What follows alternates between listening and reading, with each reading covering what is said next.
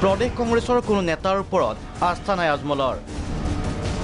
ৰাজ্যসভা নিৰ্বাচন সন্দৰ্ভত APCC নেতৃত্বৰ সৈতে কোনো কথা নাপাতে আজমলে।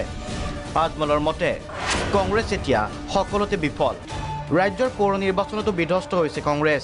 ওভাৰঅল অল ইণ্ডিয়াত আমি যেটা দেখি আছো কংগ্রেস বিফল হয়ে আছে। আজি অল ইন্ডিয়া লেভেলে যদি আমি চাও নাই কি হৈ গ'ল। ইউপি নিচিনা জায়গাত মাত্র 2টা সিট যদি কংগ্রেসের আহে, বাকি সব জায়গাতো এনেকুৱা হৈছে।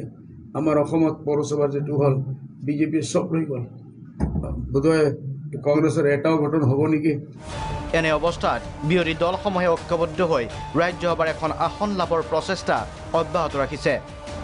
কিন্তু তাৎপৰ্যপূৰ্ণভাৱে AIDFৰ সভাপতি সাংসদ আজমলৰ ভাষ্য, সোনিয়াৰ সৈতে কথা পাতিব আজমলে। যদি এইবাৰ কংগ্ৰেছৰ পৰা প্ৰাৰ্থী বাছনি কৰে তেন্তে পৰৱৰ্তনত AIDFক দিব লাগিব। মেডামে নিশ্চয়তা প্ৰদান কৰিলে চিন্তা কৰিব আজমলে। ৰাজ্যসভাৰ যেটো আছে আমি কমসে কম UDF আমি চেষ্টা কৰি আছো যে বিজেপিত কমসে কম এটা সিটত যেতিয়া চ্যালেঞ্জ হৈছে আমি সব বিৰোধী হৈ এক হৈ যদি আমি যুঁজ দিব পাৰো তো ইনশাআল্লাহ চান্স আছে এইটো আমাৰ জিকাৰ এইবাৰ আৰু এইটো লোৱাৰ আমি চেষ্টা কৰিম। লাষ্ট লৈকে আমাৰ এটাই স্থিতি হল যে এইবাৰ আপোনালোকে আমাক দিয়ক।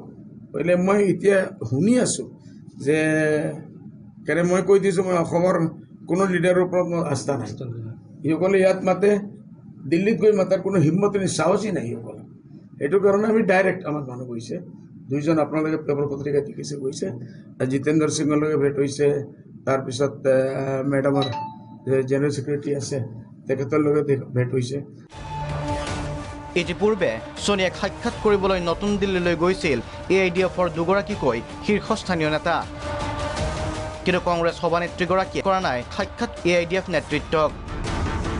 এনে অৱস্থাত বদৰুদ্দিন আজমলৰ শেহতীয়া ভাষ্য তাৎপৰ্যপূৰ্ণ বিবেচিত হৈছে। হোজাইৰ পৰা প্ৰাগ নিউজ।